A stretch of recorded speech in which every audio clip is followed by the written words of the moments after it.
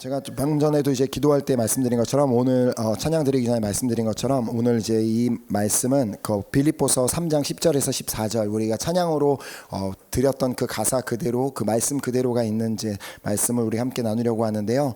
우리 함께 빌립보서 3장 10절에서 14절까지 제가 한 절 읽고 여러분들 한 절 읽고 우리 교독해서 하나님의 말씀 읽도록 하겠습니다. 내가 그리스도와 그 부활의 권능과 그 고난의 참여함을 알고자 하여 그의 죽으심을 본받아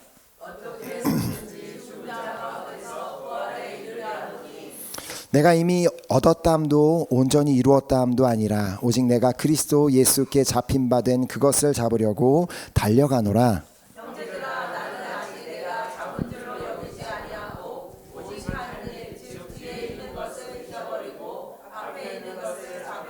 함께 읽겠습니다. 표대를 향하여 그리스도 예수 안에서 하나님이 위에서 부르신 부름의 상을 위하여 달려가노라. 아멘, 아멘. 우리가 말씀을 이제 이 말씀을 읽으면서도 깨달으셨겠지만 이 본문 말씀은 사도 바울이 자신의 삶의 방향이 무엇인지를 이렇게 잘 나타내주고 있는 그런 말씀입니다. 내가 무엇을 위해 살고 있으며 내가 무엇을 향해 나아가고 있으며 무엇을 향해 달려가고 있음을 이렇게 알려주고 있는 그 말씀이라고 볼 수 있습니다. 자, 모든 사람마다 다 삶의 목표가 있습니다. 어떤 삶에 지금 세워놓은 그런 목표들이 있고 다 목표를 향해서 나아가고 있는데 지금 사도 바울의 경우는 자신 역시도 자신에게 있는 그 목표를 향해 이제 여기에서는 이제 표대라고 하지 않는데 그 표대를 향하여서 나아가고 있다고 14절에서 이렇게 말씀하고 있습니다. 표대를 향하여 그리스도 예수 안에서 하나님이 위에서 부르신 부름의 상을 위하여 달려가노라. 자, 그런데 여기서 중요한 것은 지금 사도 바울은 자신이 이 표대를 향하여 달려가고 있는 이유가 무엇인지를 설명하고 있다는 것입니다. 그것도 어떤 자신이 개인적으로 원하는 그런 것을 이루기 위해서 달려가고 있는 것이 아니라 무엇을 위해 달려가고 있냐면 그리스도 예수 안에서 하나님이 위에서 부르신 부름의 상을 위하여 달려가고 있다는 것입니다. 자, 그렇다면 여기서 먼저 이제 우리가 알아야 되는 것은 여기서 사도 바울이 말하는 이 표대가 무엇인지를 살펴볼 필요가 있습니다. 그가 향하여 나아가고 있는 그 목표가 무엇인지, 그 표대가 무엇인지는 본문 10절 11절을 통해 볼 수 있습니다. 자, 10절 11절을 보면 내가 그리스도와 그 부활의 권능과 그 고난의 참여함을 알고자 하여 그의 죽으심을 본받아 어떻게 해서든지 죽은 자 가운데서 부활에 이르려 하노니. 자, 바울은 지금 자신의 표대가 무엇이냐면 내가 그리스도와 그의 부활의 권능과 그 고난의 참여함을 아는 것이다. 그것이 자신의 목표라고 말하고 있습니다. 이 말씀을 불어로 보면 훨씬 더 이야기가 간단합니다.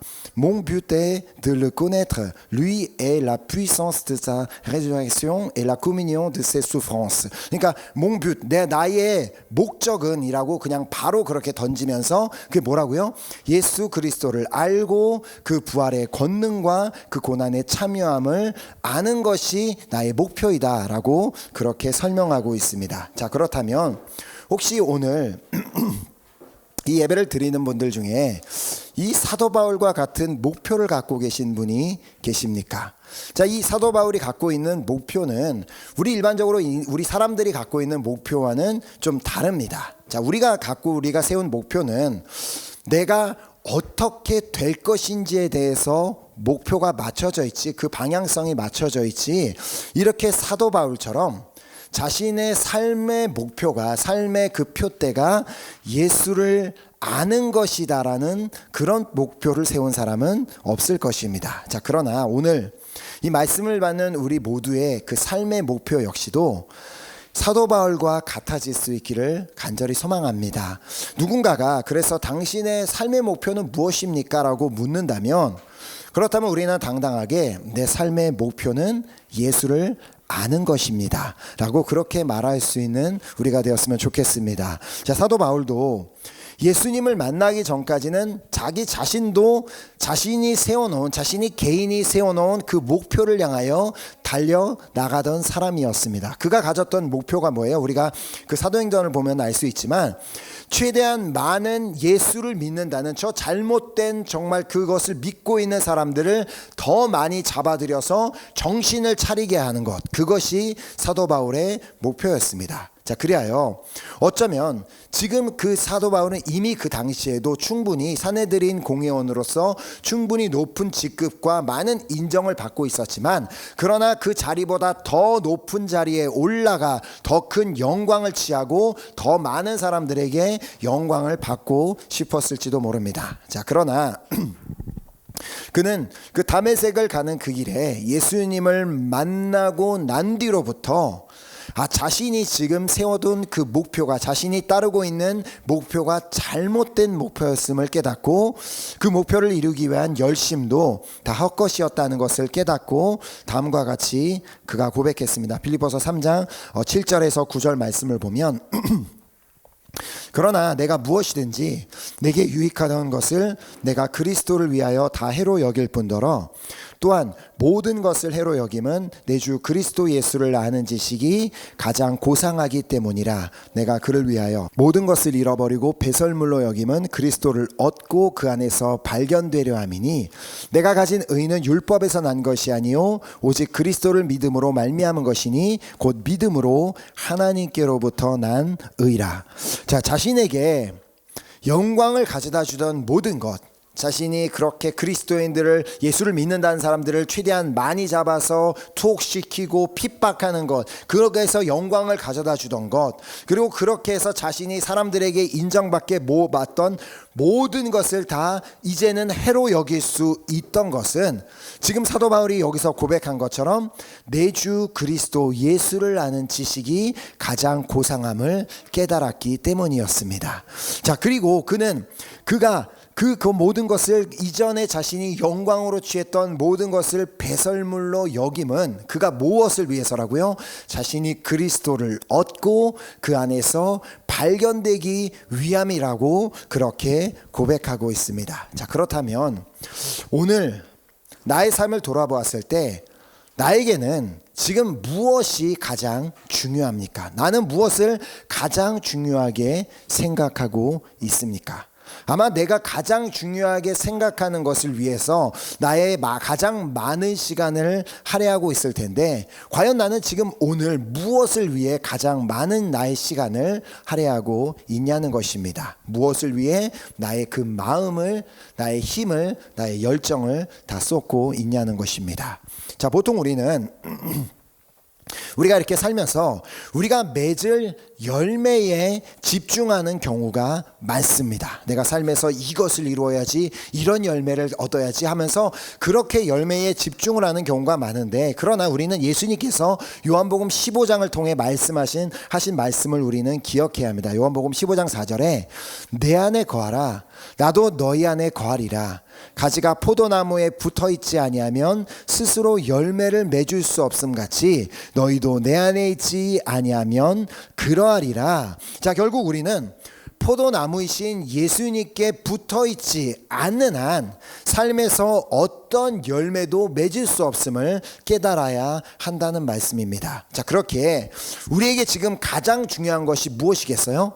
내가 지금 예수님께 붙어 있느냐, 예수님께 붙어 있지 않느냐가 우리의 삶의 가장 중요한 문제가 되는 것입니다. 자, 결국 바울처럼 예수님을 아는 것, 내가 나의 삶의 목표는 예수님을 아는 것이다라며 그렇게 예수님을 아는 것이 삶의 목표인 사람은 자연스럽게 예수님께 붙어 있게 되고, 그렇게 예수님께 붙어 있으면 예수님께서 친히 삶의 열매를 맺게 해주시는 것입니다. 자, 바울은 예수님을 아는 것이 삶의 목표였기 때문에 늘 예수님께 붙어 있을 수 있었고, 그리하여 우리가 말씀을 통해 볼 수 있는 것처럼 그가 3 삶 가운데 수많은 열매들을 맺을 수 있었던 것입니다. 자, 특별히 10절을 다시 보면 바울은 예수님을 알되 그냥 예수님만 알려고 한 것이 아니라 예수님을 알되 그 예수님의 그 부활의 권능과 그리고 예수님의 고난에 참여함도 아는 것이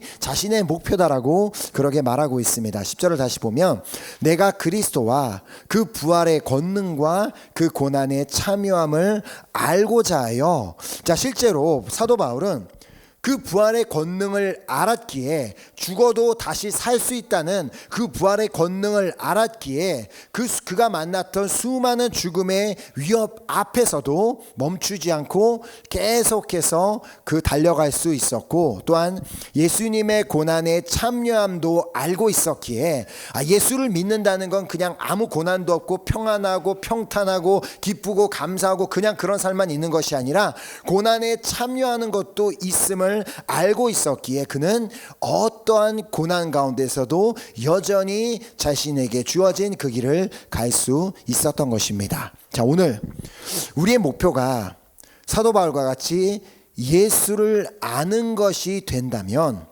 우리도 사도 바울처럼 그 어떤 위협과 고난을 만난다 할지라도 여전히 이 믿음의 길을 끝까지 가게 될 줄 믿습니다. 자, 그럼 다시 14절을 통해 사도 바울은 자신이 표대를 향하여 달려가는 이유가 무엇이었는지를 이렇게 무엇을 말씀했는지를 보도록 하겠습니다.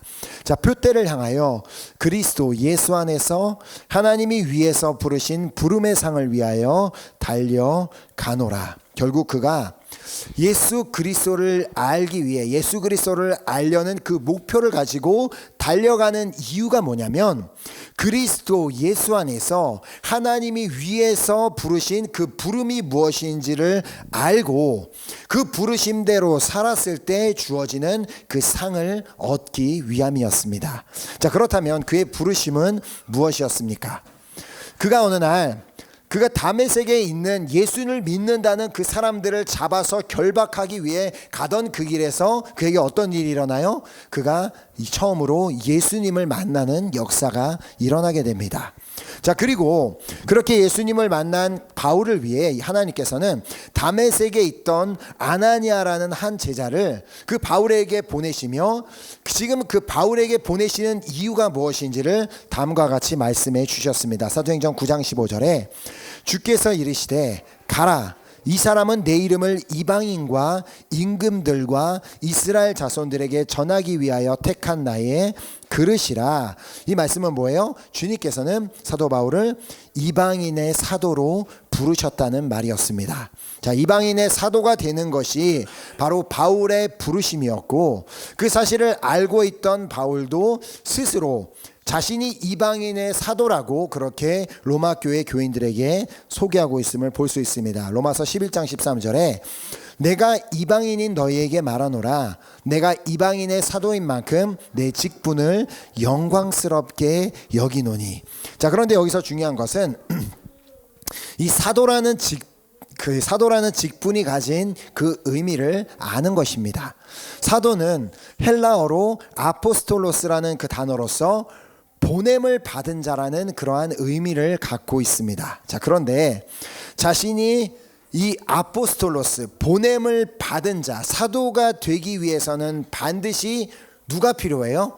보낸 사람이 있어야 합니다. 보낸 자가 있어야지만 보냄을 받은 자가 되는데, 그렇기에 그는 로마서를 시작하면서 자신을 보낸 분이 있다, 자신을 보낸 분은 바로 예수 그리스도라고 그렇게 말하고 있음을 볼 수 있습니다. 로마서 1장 1절에 예수 그리스도의 종 바울은 사도로 부르심을 받아, 누구에게 부르심을 받았다고요? 예수 그리스도로부터 부르심을 받았다는 것입니다. 자, 그래서 사실 이제 이 사도 바울이 이 여러 가지 서신서를 쓰면서 이 똑같은 이런 그 문장으로 이제 시작하는 것을 볼 수 있는데, 예수 그리스도의 종 바울은 사도로 부르심을 받았다, 예수 그리스도의 사도라고 그것을 강조하는 이유는, 여러 그 교회들에게 편지를 쓰며 강조하는 이유는 그 교회 내에 그 그 사도 바울의 사도권에 대한 논쟁이 있었기 때문입니다. 도대체 저 사람은 갑자기 예수를 핍박하던 사람인데 누가 저런 권한을 줘서 갑자기 막 사역을 하고 돌아다니고 선교를 하고 돌아다니는가 하며 그렇게 믿지 못하는 그런 사도권에 대한 그런 논쟁이 있었기 때문에 사도 바울은 그것을 명확하기 위해서 나는 내가 스스로 선택해서 하는 것이 아니라 누가 보내서 하는 거라고요? 예수 그리스도께서 나를 선택하셨고 나를 보내셨기에 이 사도의 직분을 감당하는 것이다라고 그 부분을 강조하는 것입니다. 자, 그렇다면 우리는 이렇게 이 말씀을 보면서 이렇게 생각할 수도 있겠죠. 물론 바울은 예수님께 직접 이방인의 사도로 부르심을 받은 거는 알겠지만 나는 그렇게 이방인의 사도로 부르심을 받은 적은 없는데라는 그런 생각을 할 수도 있습니다. 자, 그렇다면 과연 나는 정말 예수님께 이방인의 사도로 부르심을 받은 적이 없을까요? 이 자리에 앉아서 예배드린 우리 한 사람 한 사람이 정말 이방인의 사도로 우리가 부르심을 받은 적이 없다고 생각하십니까? 자, 그렇다면 나의 부르심은 도대체 무엇이라고 생각하십니까? 나의 부르심은 그냥 내 분야에서 잘 되는 것, 나의 부르심은 잘 먹고 잘 사는 것, 나의 부르심은 좀 어떻게 성공하는 것, 그것이라고 생각하십니까? 나의 부르심이 무엇인지를 알아야 그 부르심대로 살아서 결국에는 그 부름의 상을 얻게 되지 않겠습니까?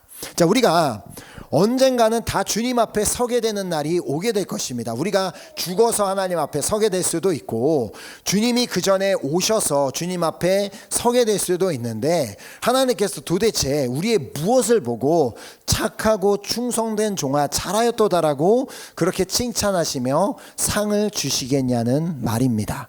자, 내가 내 이름을 위해서 한 무언가를 위해서 상을 주실 가능성은 거의 없을 것입니다. 내가 이 땅에서 막 성공해서 유명한 사람이 되었다고 그래 잘하고 잘했다라면 상을 주실 일도 없고 내가 막 좀 부자가 되었다고 해서 그래 잘했다라고 상을 주실 일도 없고 내가 막 모든 사람에게 인정받는 그런 사람이 됐기 때문에 그래 잘했다라며 상을 주실 일도 없을 것입니다. 자, 그렇다면 도대체 우리가 그 주님 앞에 서게 되는 날 무엇을 보고 하나님께서 우리에게 상을 주시겠냐는 것입니다. 그것은 내가 얼마나 주님의 뜻대로 살았는지를 보고 상을 주시는 줄 믿습니다. 자, 그럼 주님의 뜻이 무엇입니까? 도대체 주님의 뜻이 무엇이기에 우리가 그것을 행할 때 하나님께서 우리에게 상을 주시겠냐는 것입니다. 주님의 뜻은 디모데전서 2장 4절이 아주 명확하게 말하고 있습니다. 하나님은 모든 사람이 구원을 받으며 진리를 아는 데에 이르기를 원하시느니라. 자, 주님의 뜻은 뭐라고요? 모든 사람이 구원을 받으며 진리를 아는 데에 이르시기를 원하는 것이다라고 그렇게 명확하게 디모데전서를 통해 말씀하십니다. 자, 하나님의 뜻은 내가 구원을 받고 내가 진리를 아는 데에 이르기도 원하시지만 나를 포함한 이 땅의 모든 사람이 구원을 받으며 진리를 아는 데 이르기를 원하신다라는 그런 말입니다.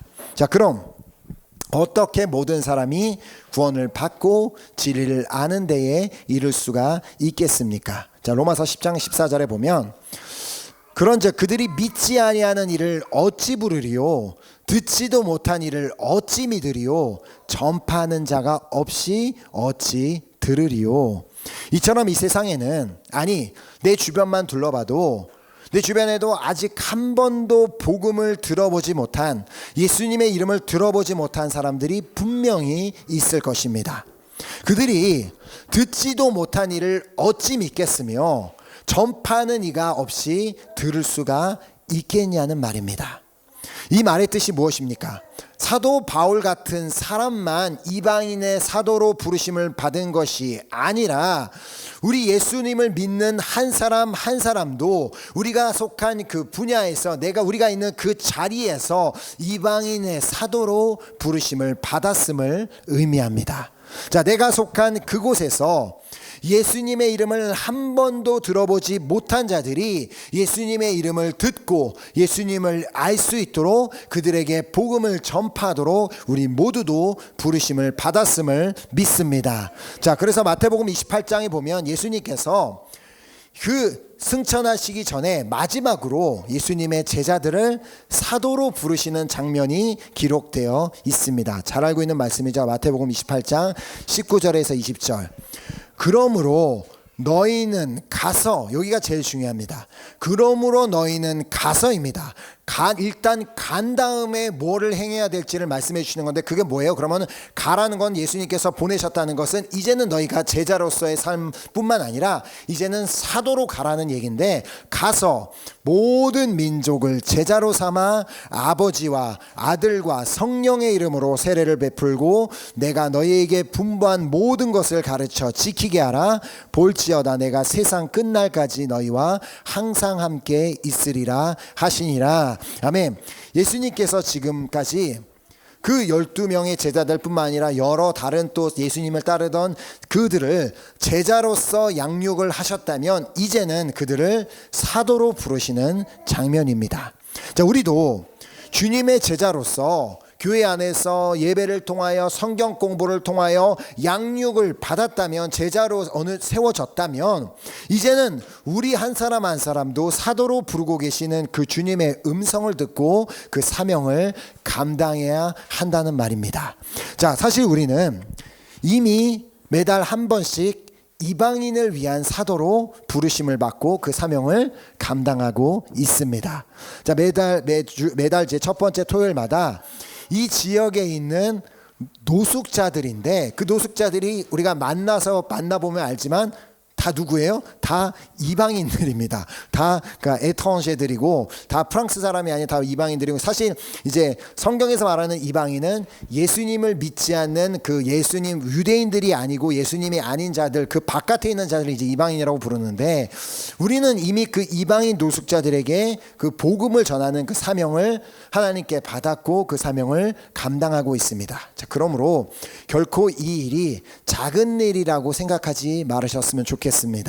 자, 모든 사람이 구원을 받으며 진리를 알기를 원하시는 주님께서는 그 이방인 노숙자들도 구원을 받으며 진리를 알기를 원하고 계심을 믿습니다. 자, 그러므로 우리는 그들에게 그렇게 자주는 아니지만 한 달에 한 번이라도 복음을 전함으로 부름의 상을 위해 달려가게 되는 것입니다. 자, 결국 예수님을 아는 것이 삶의 목표가 된다면 이 땅을 향한, 그리고 또 한 영혼을 향한 주님의 마음도 자연스럽게 알게 될 것입니다.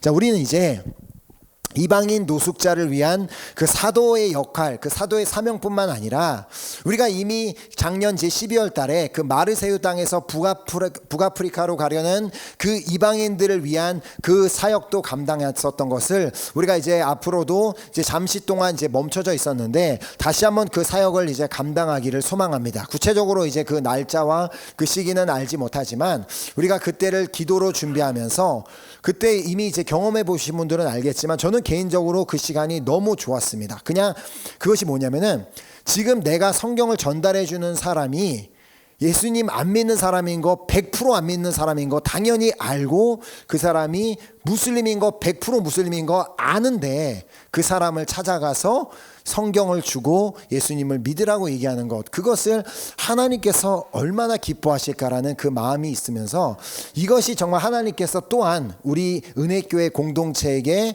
주신 사명인 줄 믿습니다. 자, 그래서 우리가 언제가 될지 모르지만 그 마르세유 땅에서 그 북아프리카로 가는 그 이방인들을 위한 그 사명도 그 사도로서 부르심을 우리가 다시 한번 또 그렇게 알았으면 좋겠습니다. 그리고 더 나아가 우리는 또 각자가 있는 자리가 다 다릅니다. 우리가 이렇게 주중에 교회에서 만날 때도 있고, 또 그리고 주일에 이제 함께 이 자리에서 예배를 드리지만, 그러나 함께 만나지 않는 날은 각자가 있는 그 자리에서도 우리는 동일하게 이방인의 사도로 부르심을 받았다는 사실을 우리는 한순간도 잊어서는 안 됩니다. 자, 물론 우리가 이렇게 삶으로 보여주는 것도 매우 중요합니다. 우리가 그리스도인답게 살고 그리스도인답게 말하고 그리스도인답게 행동함으로 이렇게 이것이 예수님을 믿는 자의 삶이다라는 것을 보여주는 것도 너무나 중요한데, 그러나 또 중요한 것은 우리가 용기를 내서 우리의 입을 열어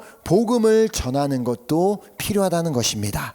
자, 그렇다고 우리가 잘 아는 바와 같이 누군가에게 전도를 할 때 예수 믿으세요, 교회 한번 나와보세요 하면 한 번에 그냥 그럴까요 하고 그렇게 쉽게 되는 것은 아님을 우리는 잘 알고 있습니다. 자, 그러나 우리는 이 말씀을 함께 기억해야 합니다. 고린도전서 3장 7절에 그러나 심는 이나 물 주는 이는 아무것도 아니로되 오직 자라나게 하시는 이는 하나님뿐이니라. 자, 물론 이 말씀의 배경은 당시에 그 고린도 교회 안에 그 있었던 분열의 문제. 왜냐하면 어떠한 사람들은 이 사도 바울이 감옥에 갇힌 사실을 알게 되고, 거봐, 그 사람 사도권에 대한 문제 우리가 알고 있었잖아요. 저 사람 그렇게 막 설치고 돌아다니면 저렇게 될 줄 알았어요 라며 그 사도 바울을 신뢰하지 못하고 아볼로를 더 따르고 있는 사람들이 있었고, 그리고 어떤 사람은 아니다, 그분이 정말 열심히 복음을 전했기 때문에 그렇게 되는 일이라며 사도 바울 파 이렇게 갖고 이렇게 분열의 문제가 있었는데, 그러나 여기서 사도 바울이 근본적으로 전하고 했던 메시지는 뭐냐면, 그건 지금 너희들이 알지 않느냐, 내가 그 메시지를 전했던, 아볼로가 메시지를 전했던, 결국은 전해진 메시지는 뭐냐, 예수 그리스도의 복음이지 않느냐. 그렇기에 그 예수 그리스도의 복음이 누가 전했든지 가운데 그 복음이 전해져서 그 씨앗이 심겨졌다면 하나님께서 친히 그 말씀의 씨앗을 자라게 하신다는 그 말을 전달하고 있는 것이었습니다. 자, 그러므로 우리도 용기를 내어 복음의 씨앗을 누군가에게 심고, 당장의 열매가 보이지 않고 그것을 심고, 그리고 그 영혼을 위해 기도한다면 하나님께서 친히 그 씨앗을 자라게 하여 주실 것을 믿습니다. 그러나 이렇게 말씀의 씨앗을 심는 자에게는 주어지는 상이 있다고 그렇게 다음 절을 통해 말씀하고 있음을 보게 됩니다. 8절에 보면 심는 이와 물 주는 이는 한 가지이나 각각 자기가 일한 대로 자기의 상을 받으리라. 아멘. 자, 여기서 말하는 일은 뭐예요? 교회 안에서 막 봉사하고 섬기고 그것이 아니라 예수 그리스도의 복음을 전하는 일, 예수 그리스도의 이름을 알리는 일을 한 자가 각각 자기가 일한 대로 상을 받을 것이라는 그 말씀입니다. 자, 이것이 바로 사도 바울이 말한 그리스도 예수 안에서 하나님이 위에서 부르신 부름의 상이지 않겠습니까? 자, 바울은 자신이 그 쉽지 않은 이방인 사도의 길을 끝까지 달려갈 수 있었던 그 이유가 있음을 이 본문 뒤에 말하고 있음을 볼 수 있습니다. 자, 그가 끝까지 자신이 그 수많은 매를 맞고 고난을 당하고 핍박을 당하고 그 수많은 어려움 가운데서도 부르심을 감당할 수 있게 만든 한 가지 단어가 있는데, 그 단어가 20절에 나옵니다. 자, 3장 20절, 빌립보서 3장 20절에 그러나 우리의 시민권은 하늘에 있는지라 거기로부터 구원하는 자 곧 주 예수 그리스도를 기다리노니. 자, 여기서 그 사도 바울이 끝까지 그 사명을 감당하게 만들 수 있었던 그 한 단어는 시민권이라는 단어입니다. 자, 우리의 시민권이 이 땅에 있는 것이 아니라 우리의 시민권이 하늘에 있음을 안다면 우리는 이 땅의 것들에 그렇게 목매이지 않고 살게 됩니다. 그것도 거기로부터 구원하는 자 곧 그리스도 예수께서 곧 오실 것임을 알고 있다면 이 땅의 것들, 내가 지금 그렇게도 소중하게 생각하고 내가 그렇게도 이루려고 하고 있고 붙잡고 있고 안달내고 있는 그런 것들은 전혀 아무런 큰 의미가 없음을 깨닫게 됩니다. 자, 사도 바울은 자신의 시민권이 로마의 시민권을 갖고 있는 것이 중요한 것이 아니라 자신의 시민권은 하늘에 있고, 그리고 거기서부터 구원하는 자 곧 예수 그리스도께서 곧 오실 것임을 믿고 있었기에 마지막까지 자신의 부르심을 다했고, 그리하여 그는 하늘에서 풍성한 상을 받았음을 믿습니다. 자, 오늘 우리도 우리의 시민권이 하늘에 있음을 믿는 우리 모두가 되었으면 좋겠습니다. 자, 우리도 우리의 시민권이 하늘에 있음을 안다면 우리 모두는 다 하늘에 소망을 두고 살게 될 것입니다.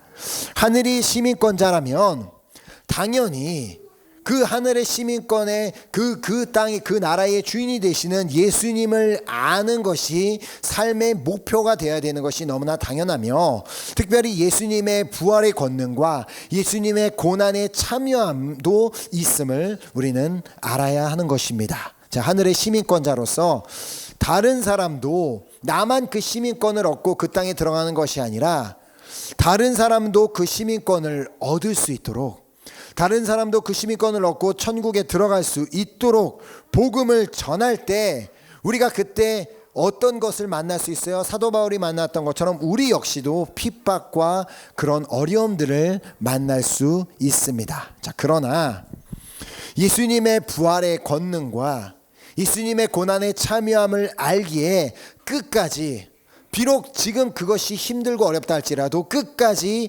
이방인의 사도라는 이 사명을 감당할 때 우리도 결국에는 하늘에서 놀라운 상을 받게 될 줄 믿습니다. 아멘. 자, 그래요. 오늘 우리 모두의 삶의 목표가 무엇이 되어야 되겠어요? 우리의 삶의 목표는 예수 그리스도를 아는 것이 될 수 있기를 예수 그리스도 이름으로 축복합니다. 아멘. 그리고 예수 그리스도를 알기에 예수님께서 너무나 사랑하시는 그 이방인들에게 복음을 전하는 사도로서의 사명을 끝까지 감당해내는 우리 은혜교회 성도님들 되시기를 예수 그리스도의 이름으로 축복합니다. 아멘. 아멘. 오늘 이 시간 이 귀한 결단을 가지고 우리 함께 다시 한번, 우리 아까 마지막으로 드렸던 그 찬양 드리고 우리 한번 기도했으면 좋겠습니다.